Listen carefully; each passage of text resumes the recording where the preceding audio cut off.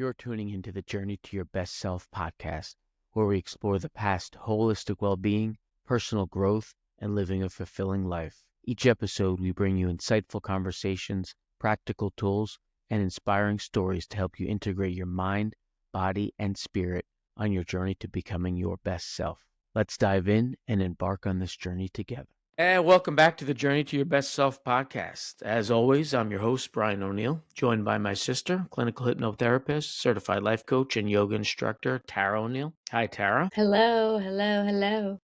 Today, we're absolutely thrilled to welcome in Alexander Moeller, the founder of Enso Meditation. Alex has an inspiring story of transformation, moving from an overwhelming, anxious life to clarity, focus, and purpose through meditation. His journey has not only reshaped his life, but also empowered him to help others tap into the profound benefits of mindfulness. Whether it's enhancing creativity, improving mental health, or fostering productivity in the workplace, it brings a wealth of knowledge and practical tools for living a more centered life. Without any further ado, Alex, welcome aboard. Thanks for having me. Great to meet you guys.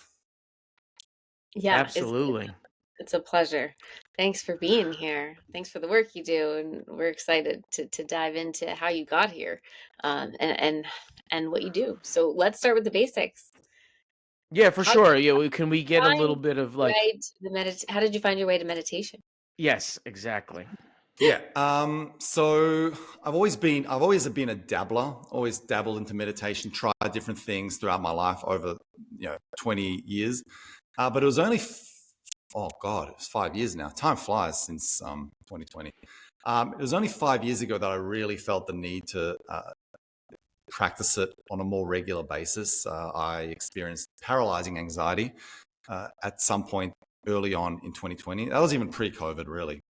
That's exactly what I was thinking when you said 2020. Was it COVID related, or was it prior to that even? It was slightly prior to COVID, but then COVID amplified the effects without a doubt. And then it just affected my life. And I just basically at some point didn't even know who I am. I couldn't communicate with people. It was extremely distressing to not have the autonomy and the confidence to just go about my day and be myself. So it got to a point where it started worrying me. And I thought to myself, well, at that point, I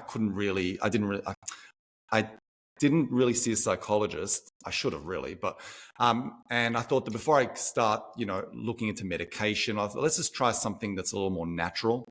And were people noticing anything, or was it something that you were kind of hiding from, and everyone else thought you were kind of like, Alex, like normal? I was hiding it. Nobody really noticed it. I was hiding it. I was very good at hiding it. They just thought, he's just a little quieter than usual. He's probably just taking a bit of time off. But I was hiding it, and it was just brewing in me like a storm. And it was like a storm waiting to explode. And I thought to myself, well, let's do something. Let's try something different. Read a little bit about meditation, and I thought, well, let's challenge myself, and I'll put it up on YouTube. Hold myself accountable for it, as you do, right? Because I know that knowing me, I sometimes would have just tried something, and 3 days later I would have just stopped. So I thought, let's just do it for 30 days. Challenge myself, hold myself accountable on YouTube. And meditate. So I did. I held myself to a 30-day meditation challenge. And the results were just mind-boggling, just incredible. I can't even tell you how much it changed me. Within 2 weeks, I started noticing differences in equanimity, like how I handle circumstances, how I speak. It helped enhance my articulation skills. It helped me deal better with pressure.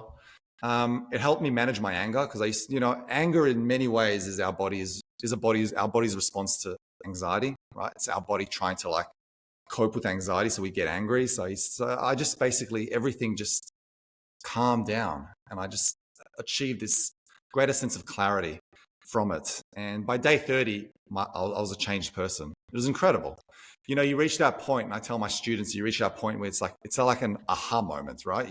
You're driving down in traffic, someone cuts you, they might even swear at you, and then the pre-meditation you would have just either sworn back at them or just, carried it with them for the whole day. But I was just like, good luck to them, whatever. Let's go back to listening to, Wham or whatever else is, something happy, or Pharrell Williams or whatever. Let's just go back to listening to that and just keep driving. So that was when I kind of realized that, oh, wow, it's almost like I have a shield now. Nothing can penetrate it at this point. So I kept going. Oh, that's amazing. I Yeah. love that shield metaphor where you kind of have that invisible guardian like around you. Any slip ups, or did you make it straight through first shot, like 1 to 30 all the way? I made it through 1 to 30, 100. Right. Well, usually I wait till the end to ask this, but this is also habit building, habit formation. This is the time of year where everyone's really getting into that kind of stuff. I got to hit.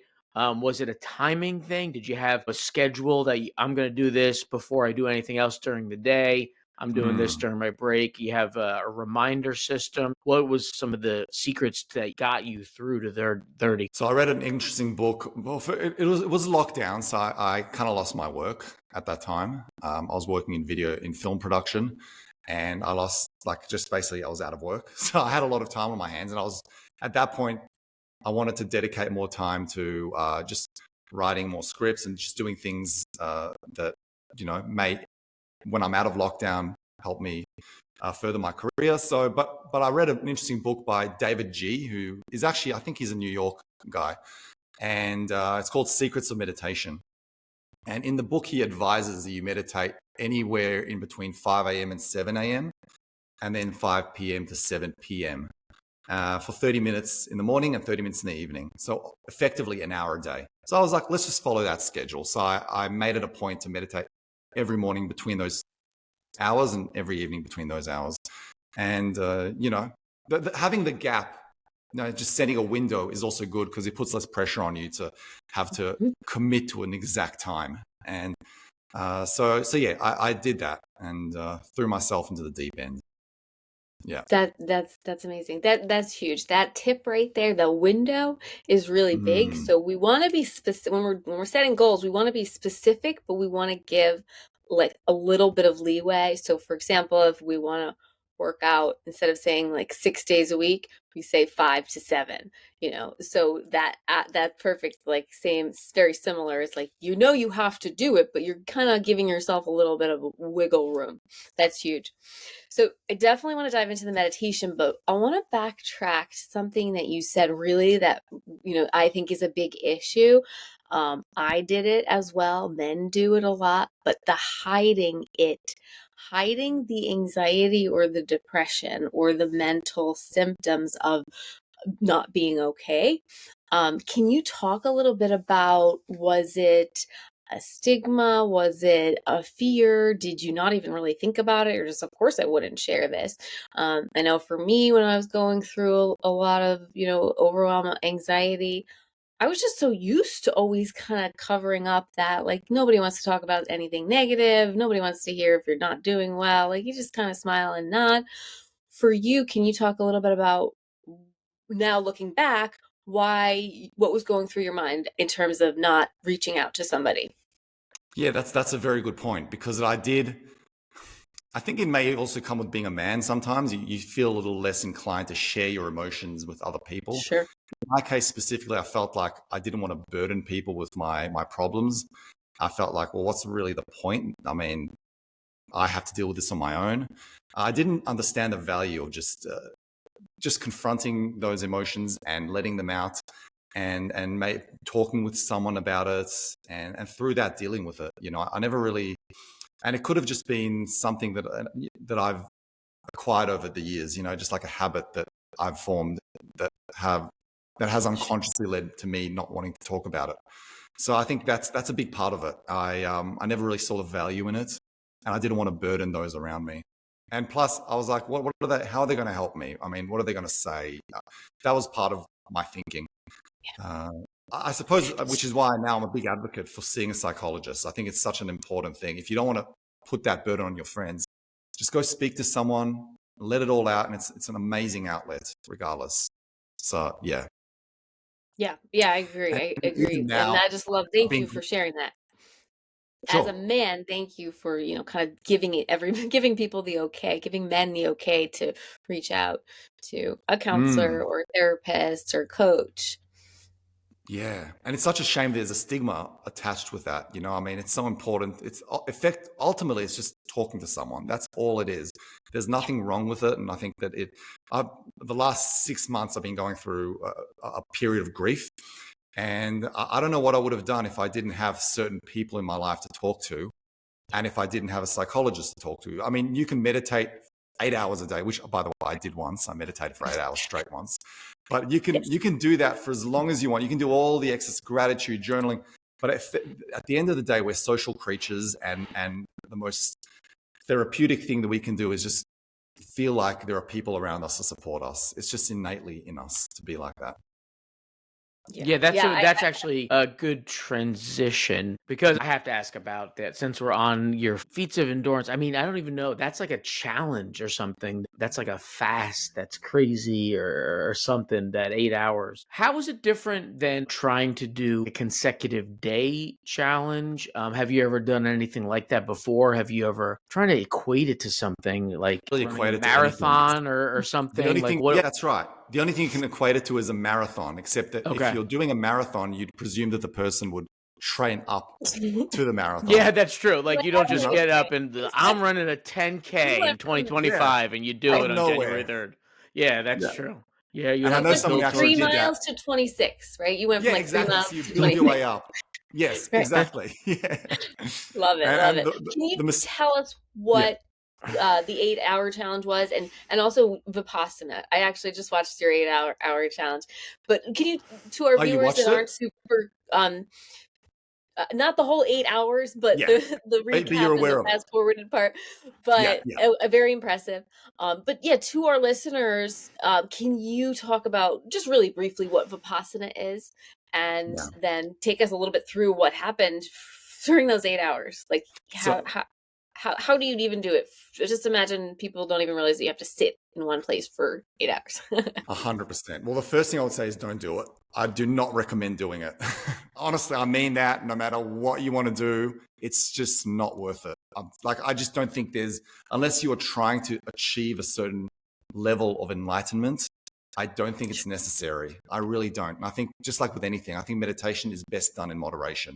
So, but if Vipassana, based to answer your first question, is an insight type of meditation. So Vipassana literally means insight meditation. And Vipassana, which involves anapanasati as well, which is breathing meditation as well, mindfulness breathing, is just basically understanding where your body is at, becoming more familiar with the flow of your body, with the sensations in your body, with your presence, with your consciousness, and through that understanding the nature of your being. So you're basically to summarize it, you're focusing on one thing at a time. So you'll be focusing on your bodily sensations, or on the temperature in the room, on how the seat feels.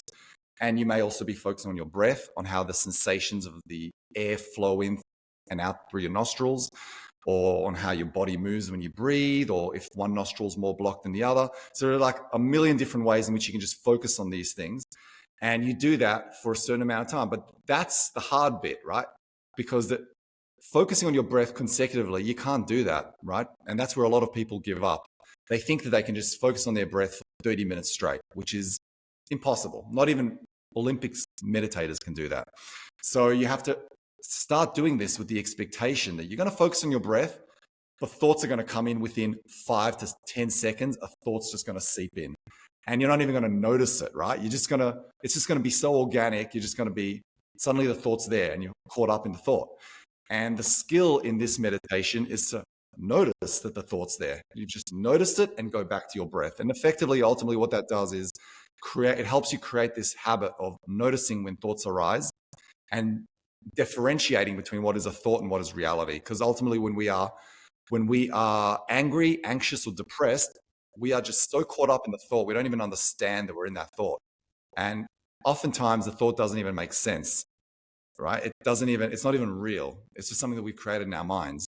So meditation equips you with the skill of just saying, okay, let's just step away from this now. Let's just be present. And when you do it often enough, you can you never really do get caught up in this loophole of anger or anxiety or depression. It's just it's a phenomenal skill to acquire. And I think that is, what's his name? Dan Harris. I don't know if you've heard of him, who has a podcast, 10% Happier. He always says it's like a bicep curl. Each time you notice your thought and go back to your breath, it's like one bicep curl. And it's true. It really is, because that's the goal of just noticing when the thought occurs and going back to your breath. That's the goal of meditation. So very quickly, when I did the 8-hour challenge, 70% of it was Vipassana, but I also did visualization exercises. I did other things along the way. But I did get caught up a lot in unwanted thoughts and images and sounds. So that just happens, as you would have known. Yeah. What was the setup there? Were you solo? I was solo. I did it because I wanted to raise money for a charity that basically brings mindfulness meditation to schools, to kids who are experiencing anxiety, and something I would that's amazing. That makes it even cooler. Smiling Mind, yeah. And it's such a beautiful charity, and something I wish I had when I was in school. If I had that in school, my school life would have been so much more better. So so we raised a bit of money for that, which is good, because I do have loyal students who attended, and yeah, it was good. Though, while you maybe wouldn't recommend it, do you feel as though you processed some heavier stuff, emotions or traumas or stressors from your life that maybe you wouldn't have just by doing the half hour twice a day? Yes, I I don't know how effective it was in me dealing with it, but I did confront a lot of unpleasant memories from the past, and but I don't know how it affected me at all. I just know that it happened. But I'll tell you how I felt after, and I actually wrote a blog about it on Medium, and I also I have a video summarizing the whole experience. I felt extremely anxious after the 8 hours. I just felt agitated, hypersensitive to noise, to people, and it wasn't a pleasant experience. It's like someone gave me 15 cups of coffee, and I just felt more anxious than what I was before. So it's interesting how if you meditate I was reading about, there was an article by the BBC that if you meditate, and I've got a link in my YouTube video, if you meditate for more than 3 hours, it actually has an inverse effect, and it makes you more anxious because it affects the adrenal glands in your body. So yeah, I'm glad that I did it for you to know. Right. So you know, and I, I will tell my clients, that have never meditated before, like that are thinking of going to a 10-day silent retreat, I would say, do some regular meditation, not regular, but do some meditation on your own, experience these things before you go head first into it, because we are overstimulated. Our baselines are so high to begin with. Our nervous systems are probably pretty shot in our modern world that it doesn't need any extra stress. So to your point, I think too much of a good thing. It's another thing if you're a monk and you're meditating for a decade, in the mountains under the right circumstances. Yeah, of course, there's going to be some benefits. But yeah, I would say I would always encourage people to do the research on themselves and start in moderation with, working your way up towards it. But thank you for 100%. sharing your experience. Yeah. And But donating. Yeah, 1,000%. Yeah. There must be something like, if you do like a long fast, skipping a meal is like nothing. Was there anything like that? If you I got to do 20 minutes, like that must have felt like it was like 30 seconds next time you meditated, like a normal amount of time, right? True. Yes, that is correct. Yeah. Yeah, when you go from 8 hours. Like a long drive. If you drive 20 hours, like 20 minutes is nothing. Yeah, that's true. But I think it also depends on your emotional state as well. If I'm in a stressful, bad mood or whatever it is, it's a lot harder to meditate for 30 minutes. So if I'm in a nice place, then 30 minutes is a walk in the park. So that also plays a bit of a factor as well.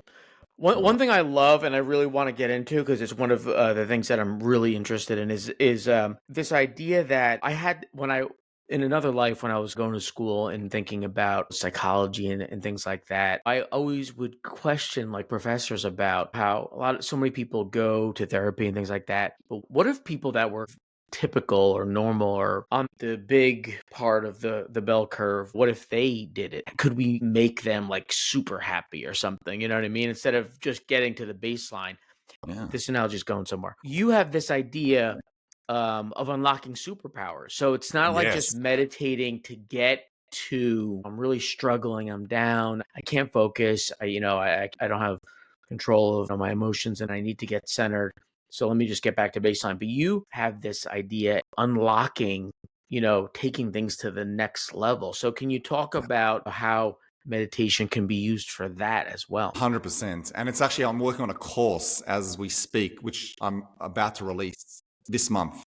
It just took me a little bit of time because I was going through a lot the last few months, and it's all about that, helping you unlock or awaken those hidden superpowers that we all have. And we're not talking about flight or, super speed or see-through vision or even communicating with squirrels. Believe it or not, that is a Marvel superhero. Squirrel girl. She can communicate with squirrels. There's one superpower, Just a You're not gonna little believe. less popular than Spider-Man, Yeah, but yeah. I mean, I'm sure squirrels would be nice to communicate with, but so so we're not talking about those kinds of superpowers. We're talking about the base superpowers that if you meditate regularly, I call them the big five. You will unlock them regardless of who you are, right? And we're talking about empathy, focus, intuition, stuff like that are very, very kind of confidence and courage. Those are qualities, and I call them superpowers that, regardless of who you are, and if you meditate regularly on a regular basis, you will unlock those. But there are people who may have other abilities, like they may be insanely creative, but they haven't unraveled that yet. So meditation helps you, and the course I'm teaching actually helps you delve deep and try to understand what it is you're passionate about, what it is you love doing, and how can you discover it and then help yourself just bring it to the surface through meditation and strengthen it. Because oftentimes with society, we mask our strengths because we want to either appease society or just to be successful in other ways or just blend in, but we all have superpowers. We just need to work on them without a doubt. Yeah, and I would Yeah. say that when you have those superpowers that are not flying squirrel powers, you don't need those, right? You don't, you wouldn't long for these extraordinary ego-based superpowers because it's a different energy. Like you're content, not even content, but like you're at peace and you're fulfilled in your essence. So you could argue that you don't look for these extremes to fill some sort Yes, of a void. exactly. Which again, they come from the ego, right? And when you're in this place of fulfillment, you're the best version of yourself, and you benefit those around you, your community. People love being around you. You help, like you bring more value to your community. And ultimately, for me, the best thing about unlocking the superpowers is that you actually empower your community, and that to me is what being a superhero is all about: is bringing value to those around you, inspiring the people in your life, and helping them when they need you. So I think that, and doing so through your strengths, right? So I think to me that is the greatest benefit of it, is the value that it brings to other people, not just to you. Because if you're coming from a place of, I want these skills, I want these, unique talents and abilities because that I want to do this and that, I think it's a little selfish. You want to do it because firstly, you want to feel like you are yourself, but also because it's a nice way to also inspire other people. And Yeah. it creates a ripple effect in the world. Yeah. And I'll ask you this, in that, is it hard to sell something that someone's never experienced, right? So they don't know what it's like. How do you get someone to do it unless they're so tired of feeling tired, right? So how do we get people not to be burnt out or overly stressed or at their wits' end, like telling them that there's another way to unlock the superpowers before they have to hit rock bottom, if you've discovered how to do that? It's tricky, right? Because I always I've noticed when people come up to me and they need help with overcoming this burnout, by then it's already too late, right? So you're right. It's tough to like convince people to delve into it early and try to do it. There's no magic pill, but you're doing it in a way like you're going to the gym, right? You can either take steroids, but then that has long-term effects, or you can just go to the gym like a normal person, and then you experience long-term effects. And that's how I see meditation, in the sense that, you know, you have to convince them, you have to articulate to them that benefits are long-term, they're natural, they're organic, and it may not be the easiest, quickest fix, but it's something that'll benefit them in the long term and bring out the best in them. And I, you know, my course involves journaling and visualizing, and you know, you sort of start visualizing, who are you when you're at your best? What kind of person are you? We've all had these moments in our lives when we've been our best version of ourselves, or passions that have uplifted us. So like we explore those, and we journal about what it is, and that kind of helps motivate people to want to explore further. Yeah. Do you Yeah, find that certain demos are more receptive, as far maybe they had a religious background, maybe it's Gen Z, maybe it's females? Do you have a certain typecast that is kind of more receptive and easier to kind of guide, or? 100%. I find females are way more receptive to the idea of meditation, self-improvement, spirituality, or just exploring themselves. Females are way more open-minded. 90% of my students are females. And I think Wow. males, yeah, I think males generally, they're not, it's not that they're less open-minded. I think they just don't understand how it can bring value to them. And there are a lot of misconceptions that some males may carry, that meditation may take away their edge. They may feel like, you know what I mean? Wow, I'm going to that's go from that being is like a fascinating answer. I never really thought about it that way. yeah. It's I've had a lot of males actually ask me that. Will meditation take that Interesting. edge away from me? You know, I'm this alpha male, and I stand up for myself, and I'm Right. fearless, Wow. and I don't take shit. So, but like, and then they're afraid. They don't want to become this kind of like hippie, overly peaceful guy that is almost, in some respects, they would view that guy as feminine. So they don't want to become that guy. So I just tell them, no, meditation doesn't change who you are. It just happens to be that those guys who meditate, they just gravitate more that way. But I've seen a lot of males, and they're very masculine males, and you wouldn't even know they're meditating, but they meditate 30, 60 minutes a day. And if anything, if you have an edge, meditation will enhance that edge, because it empowers you to be more you. It empowers you to just explore more, and it eradicates fear, and it makes you more courageous. So I think that if anything, meditation is a very masculine thing to do. Yeah, you know what's crazy about that though? It's so true, and that's like so true in the States too. I think there's a definite hesitance, right, and that men have. But it's funny because a lot of like the haka, right? Like this is probably like just an outsider talking about like Australian things that they The know haka, about, yeah, that they can count on their Maoris. hands. But the All Blacks, Yeah. right, ritual, right? Yeah, To I love me, it. there's like a lot of commonalities between things like that and like, you know, pregame athletes, what they do, right? They have the same ritual all the time. They listen to their music, they vibe, that haka, that dance, that space that they go to. It's not like a classic meditation that we think of, Lotus, but there are some things that are common, and those things are masculine, right? So it's funny. It's kind of funny that they're hesitant, because a lot of top, you know, footballers and athletes have like this kind of ritual pregame, right? That they get into the headspace, and Yes. you know, it's unfortunate that there is still like the stigma. I mean, we try to your one self reach out to a lot of people that maybe are hesitant, like you were saying, to, you know, things like yoga and meditation. And before, you would think it would be more than 90%. And especially with you being a man, you would think Yeah. that would make men kind of more comfortable in a way, like linking up with you, and you could get an edge. That's what I love about, you know, you talking about the superpowers. Because can you talk a little bit about how you can use meditation to get motivate, right? And to get even more focused. Can you elaborate on that a little bit? Yeah, absolutely. So when you're meditating,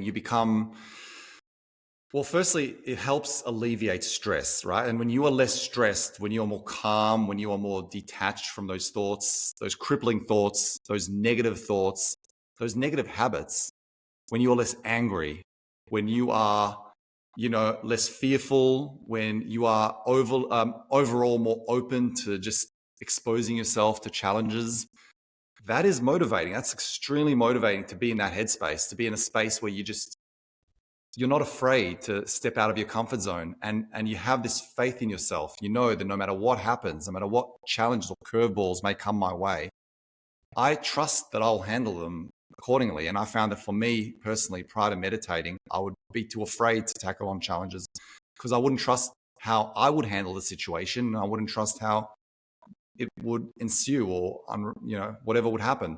So meditation helps give you that confidence to trust yourself, and I think that's a very motivating trait. When you know that no matter what, you can, you've got it, I got it, and I got the characteristics, the traits. Then I think that's motivating. I think there's nothing more disempowering than anxiety and than doubt and fear. I think those are very disempowering states. And I think that the least motivated people I've ever met were people who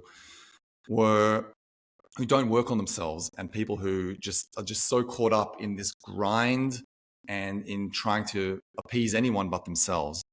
And self-love is very important, right? Meditation to me is the utmost and most fundamental form of self-love, because ultimately what you're doing is you're sitting there and you're actually giving yourself quality time. I'm not talking about sitting on the couch watching, Brooklyn Nine-Nine, eating ice cream. I mean, that does sound nice, right? But you're actually, I might do that tonight actually.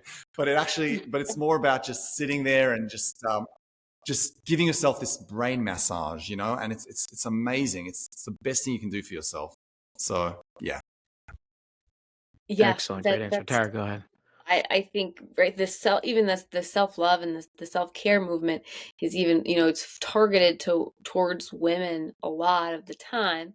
Yeah. Though, I would say, my optimism is that as women dive deeper into their self-realization, they don't want the toxic masculine anymore. They want a man that's in touch with his feminine side, that can be vulnerable, that can expose themselves, that doesn't need that edge, right? So it's a toxic feminine that attracts the toxic back. And I don't even love the word Correct. toxic, but I think you understand, I like, know what you mean, the though. conditioned, the Both ego, genders have the their negative wound. qualities. Yeah. Yeah. So not our best qualities. When we lead with not our best qualities, Yeah. that's more what I mean. So, and back to Yeah. the men, and I would say, when, that edge, actually meditation regulates your hormones, right? You don't need to go get like Yes. extra testosterone, because now you're actually starting to get your endocrine system back online, and you Yes. have all the things that you need within you. So it's, to me, that's empowering, right? So you like the steroids, 100%. you don't need them. So, Yes. like, to Yeah. Brian's And point I think too, of what's that? Sorry. they're not taking steroids in the professional sports, right? They're meditating. I mean, yeah, Yeah. they're getting paid money, but they're doing it because it works. 1,000%. And when I think of to me, what is like the ideal male figure, right? I think of someone who is calm under pressure, always under control, someone who is you feel safe to be around, someone who is in charge of their own emotions, doesn't let petty things get to them, and a protector, like someone who's there, who has the physical strength, because but also uses it to protect and not to hurt. And I think that meditation gives you that balance and that that equanimity, for sure. So 100%, you're 100% right that it just keeps you grounded and gives you and regulates your hormones, right? Because testosterone can be a good thing, but it can also, if you don't know how to use it, it can be a bad thing. And likewise with estrogen, right? So I think as long as we know how to regulate our emotions, we thrive. Well, while we're on this conversion run right now to kind of spread to the masses, what one big excuse that we hear is I don't have enough time. right? Yeah. So what's Alex's, go-to answer for that? So it's for me, it's like you do have enough time, because if you actually look at the average person, you look at how much time they spend on social media or TV, and if you actually weigh what is more important, then you would actually take time off that and allocate more to meditation. So we do have time, but I can't say that to them, right? Because they're convinced that they're perfect. So what I would firstly do is refer them to a book called Atomic Habits by James Clear. It's a fantastic book. But I'd say start small, okay? Because they say I don't have time, because they do have time, but they say I don't have time because they don't deem it as a priority. It's not a priority to them. So if a friend of mine wants me to go and play pickleball with them, which is a little tennis game, I'll say I don't have time, right? Because I don't really care to be good at pickleball, right? But if it becomes something that I enjoy doing, I will find time for it. So I would say start very, very small. And I tell my students, start as small as 30 seconds to 1 minute a day. Like literally just do that for the first 30 days. Just start with 1 minute a day. Find your shrine, your space, this one place that you feel comfortable, and stick to it. And then, 1 minute in the morning, 1 minute in the evening, and do that for 30 days. By that point, it's a habit. And then you can upgrade it to 5 minutes a day. And then you start realizing that it becomes as routine as brushing your teeth, right? No one's ever going to tell you, I don't have time to brush my teeth, or I don't have time to wash my face or do my hair. We have time for that, and we can find time for meditation as well, even if it comes down to waking up 15 minutes earlier than your usual alarm. So that's just the way I see it. That's what I tell people. Start small. Thank you. You Yeah. mentioned a couple books already. Love the Atomic Habits. Dan Yeah. Harris, he has the 10% Happier book as well. Yes. Is there a book that And you could Secrets of recommend? Meditation by David G. Sorry, what's that? Yes. I haven't read that one. I gotta check that one out myself. Good one. Is there a book that you can recommend? Maybe one of your favorites for your personal journey that really inspired you, one that just sticks out, or a couple that stick out that was like, oh wow, this is a game changer, life changer. Yes, I do. The first one is Breath by James Nestor. Have you read that? Yeah. It's Yeah. such a good book, and it just talks about breathing in general, but it talks about how important breathing is to us as humans, because we do it more than anything in our lives.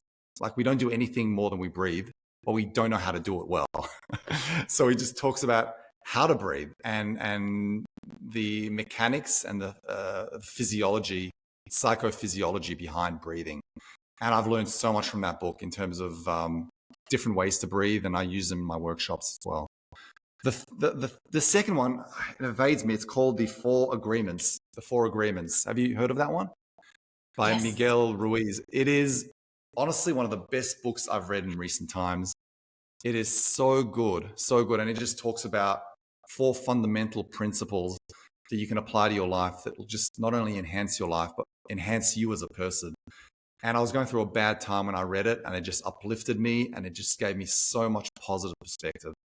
And one of the things that that's he great said, for anyone. yeah, 100, and it's an easy read. It's not a long book. It's like this thick, but it's so powerful.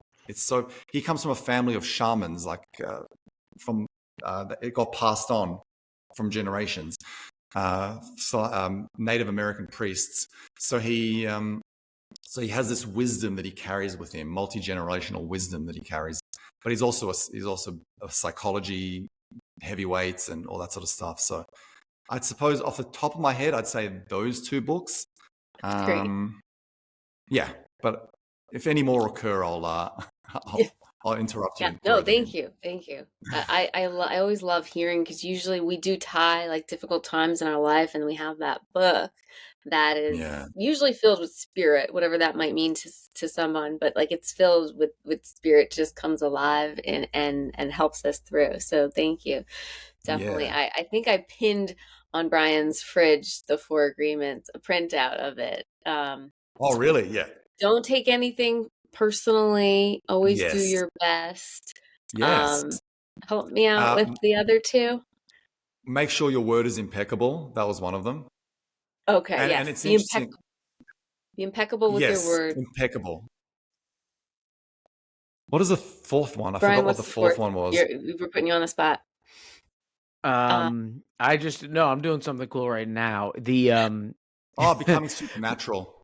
That's a good one. ah I've read all three of These, those. Yeah, so these are, no, the reason I had to bring this up was because Riverside's now kind of really allowing screen share recording on the podcast, and Oh, they're cool. doing it where they're like locally, it's syncing in nicely, so it's easy to do, and hopefully this is a kind of a test run because I've never done it before. But the Four Agreements is on. We have like a holy grail list of books on our website, youronestuff.com, and that's one of them. So when you said it, I had to bring it up, and I wanted to mention that as perfect. Also, with Breathe, like a theme has been during this episode that meditation can be accessible to anyone, and Breathe, you know, he does one thing I like is he does a great job talking about. The Tara likes to use the phrase the woo woo stuff about breathing and it, but also there's a lot of science in there too. There's something for everyone in there in Breathe, and he talks about the history of how Alex knows you haven't read it. The history of how people breathing in Eastern world, Eastern philosophy, and Yeah. but then also how nose breathing, how much more Yes. oxygen you get and how much better it is for the brain when you It's breathe in. brilliant mapping So as he well. That touches all and aspects of alternate breathing. nostril So breathing. He very, talks about the yeah, yeah, physiology behind that. Yeah. it's awesome Such a good book. yeah. Such a good book. Yeah. for Don't make sure. assumptions. That's it. So we Don't make have assumptions. Yes. be Thanks for that. impeccable with your Don't word. assume. Don't take anything personally. Don't make assumptions, and always do your best. Yes. And, Yeah. How good is yeah. that? So yeah, I But there's a fifth agreement clearly. now. I haven't read that one yet. Oh, his son also wrote a book, I think. Yeah, his son. I can't think of the name of it, but No, a but he fifth wrote. I think agreement. he Okay, wrote. no, Was it his son that wrote the fifth agreement, or did he write the sequel? it's a good question. We'll have to get that There's onto like our website a sequel. immediately. Yeah. Yeah, I know. uh, I'm gonna probably w- buy it we tomorrow. will we will Well, investigate. Yeah. one thing that I wanted to talk to you about before we get off is I don't know if you consider yourself like older Gen Z, young millennial, like How old do you think I am, whoever. Brian? I think did you drop it? Did you Oh, say? damn. I've got to Wait, I stop want to doing that. guess. Um, I thought I heard you say 28 years. oh, I was gonna say 31. I'm actually 40 years old, so Oh, yeah. Oh, so I thought. Oh, all right. I thought also meditation a little makes you older look than cool. that. No, I saw. So wow, yeah, no, it does, Meditation. it Yeah, does. I'll give it all to meditation. Because I heard you say like 28 years earlier for these years I've been doing this, and then you Yeah, said so I thought I heard. 20 years. Yeah, so I 20, started dabbling when I was 20. right? Oh, okay, got you. All Got right, that's what you meant. But and then you put me on the spot, so I was like, oh man, I'm not going to say like 30 Sorry. something. No, Yeah. No, I was kidding. No, that's good though. So another plug for meditation. You'll keep all your hair if you meditate all the time. That's Alex's secret. Did anyone in your family meditate, or did you have that aunt or that uncle that like introduced you, or you were Good just question. curious? You were just That's curious actually a great lad. question. No, no one in my family. Oh, sorry. No one in my family. My older brother does yoga he's a regular. He does yoga 3 days a week. He's very open to that. He's very very open to mindfulness and spirituality. So, but aside from him, no one else in my family does anything like that. So, yeah. Nice. So yeah, and none of my friends do either. It's interesting Yeah. because you'd think your friends would be like, "Oh, wow! I mean, that's remarkable. Let me try it myself." But Yeah, that's another one of the that's another one of my missions to try to figure out. Tara and I have always had these deep conversations, and one of them is like, it's a shame that we have this mission. We're trying to spread things. We're trying to grow this brand. We're trying to the podcast, and we're talking 16 time zones away to somebody when. yeah, You can't even really have this kind of conversation with somebody that's 16 miles away or somebody that you grew up with or something. There's a so sadness to that reality. And I guess there's a lot to it because you might have baggage that goes with the relationship with them or something. And it's hard to maybe connect at this level. But it seems like it should be easier to start with those nearest to you and to grow it outward. But I found like a lot of times where we're starting outward and then yes.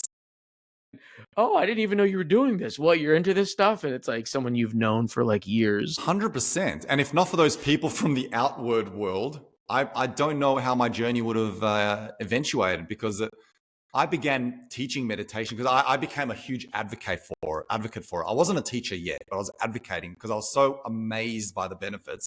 I would constantly tell people to meditate, and no one listened to me. But I was Yeah. at that point I was a virtual live streamer. That was my full-time job. It's a long story, but I was showing people around Australia virtually, live streaming, and I had a big following. And I was like, let's just all do a meditation together. And I led the meditation, and they were all like, holy moly, we love it. And I was like, so people actually like listening to me. It's not, my friends are just bastards. They like listening to me. I'm gonna study it. So I just formally studied meditation, which, by the way, I think is good to do, but you can also learn it through doing and finding a mentor. So you just need to get your hours in, a bit like yoga, right, Tara? Like, you just need to get your hours in. How many, like 100 hours for yoga is, I don't know what it is, something like that. The initial training is 200 hours. Wow. Okay. Yeah. So it's a bit like that. You need to get your training, your hours down, a mentor who can guide you through it. But I did study it formally as well. And then I started teaching them, and then they just became my devout students, and God bless them. They're the best thing to ever happen to me. And, and have inspired me to pursue. So on Insight Timer now, my meditations are received pretty well, and I Awesome. teach live twice a week, and it's great. Oh, that's great. We'll promote. We'll post that up on Instagram and our social media platforms. I'm on Thanks. Insight Timer too. We'll have to connect. Are you? Yeah. But you mentioned something that's you and Brian both, going kind of like finding your soul tribe. I would encourage people, like, someone wants to hear what you have to say. Like, somebody needs what you have to say. And it might not be the people in your neighborhood. It might not be your friends. I mean, like, my friends and family, they're like, that's wonderful. I'm glad, like, yoga is so important to you. And it's like, well, do you want to go to a class? Like, nah, so and I'm joking. They're very supportive, but what works for me doesn't necessarily work for my people that are near and dear to my heart. But there are people, and you're like, wow, they actually like want to know, and they can learn from me. And we forget, like, that we have a lot of wisdom within us, that we don't necessarily need all the accolades, all the fancy trainings and the degrees.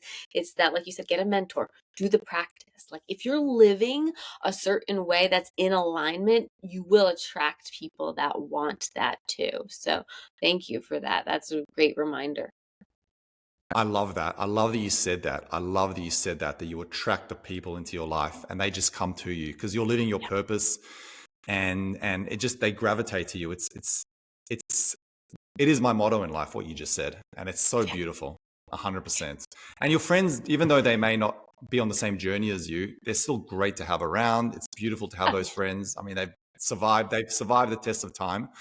But it's also nice to find different tribes, and you have your spirituality, your mindfulness tribe, and then you have your friends from, your beginnings, and and the beauty of the interconnectedness of the internet. Like, I know there's a lot of what a time complaints to be alive, that it's destroyed our world. Stay positive with that, for sure. But we've also, like, look at this, like, we're able to connect on a very distant continent, which, hopefully we'll meet in person one day. Maybe we do a retreat halfway or something. But yeah, absolutely. Yeah, absolutely. I'll hit you guys up. We know a guide. Obviously, we know a guide. That'll be perfect when we go visit.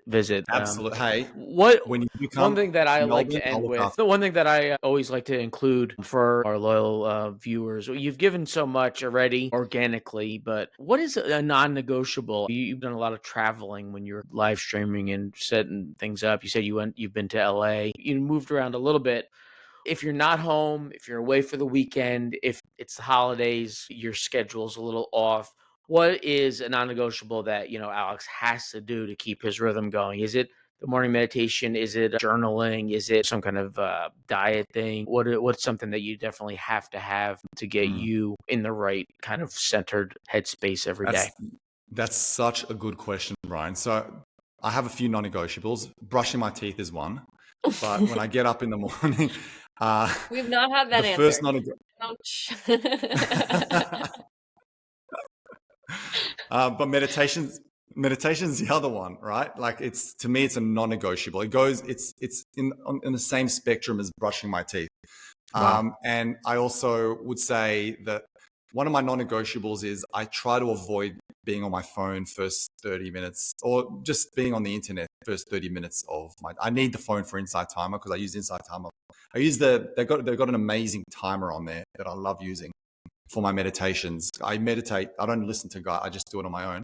So I need the phone, but I don't go on social media for the first 30 minutes. So my 3 non-negotiables: brushing my teeth, meditating, and exercise exercise. And I guess a non-negotiable would also be not being on my phone in the first 30 minutes. So 4. Yeah. Wonderful. Yeah. Awesome. Well, this has been a lot of fun. Definitely got to do it again. Yeah, We've for been sure. listening to Alexander Moeller, Enso Meditation. Alex, where can people connect with you online, learn about what you got going on at Enso, and what will they expect when they get there? So they can connect me on Insight Timer, insighttimer.com/Alex Moeller. And they can learn about my meditation style. They can learn a little bit about how I teach my meditation. I also have sleep stories on there where I just read stories with my nice silky voice, and that helps people fall asleep. So I'm either very boring or I just know how to put on the right tone. As long as it helps people, right? So there's that. Instagram, Enso Meditation on Instagram. They can find me on there. And yeah, I suppose YouTube as well. I've got a YouTube channel, which I'm trying to update more often. So yeah, those are the 3 I'd say they can reach Excellent. me on. Yeah. All right. Yeah. Well, thank you very so much. much. It's been a great It's been a time. pleasure. Pleasure meeting you. Keep doing what you're doing. You too. I want to say this has been the best podcast I've done, and I really appreciate you guys. Honestly, you've been so easy to talk to, and I'd love to speak to you guys again sometime soon. Yeah, definitely. For sure. We appreciate you. All right. Thank you. Awesome. Thanks, guys. Appreciate it all. Thank you so much for joining us on this episode of the Journey to Your Best Self podcast. We appreciate you being part of this community. For more resources, insights, and ways to connect, head over to youroneself.com. Don't forget to like, subscribe, and follow us on YouTube, Instagram, and wherever you listen to your favorite podcasts, including Apple, Spotify, and Overcast. Your support means the world to us. Until next time, keep aligning your mind, body, and spirit, and peace, love, and self-discovery.